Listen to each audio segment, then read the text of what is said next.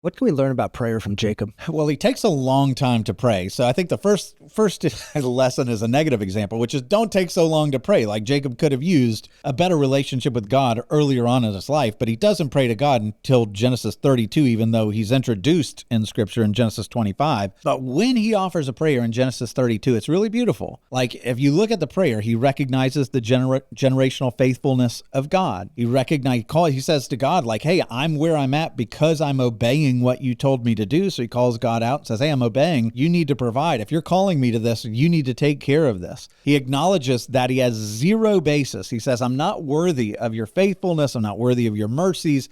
He comes to God with utter humility, at least by words here, and says, I have no basis to make this request. And then he petitions God for mercy. And then he does what is one of the most powerful things you can do in prayer that you find throughout the Psalms. He reminds God and thereby himself of all of God's promises. You've said you were going to do this. You've promised me this. And he's calling God out on his promises. And in doing so, he's reminding himself, like, God has promised me this. I can have peace, and calling God out and saying, this is what you promised me. I'm leaning on this. Make it so.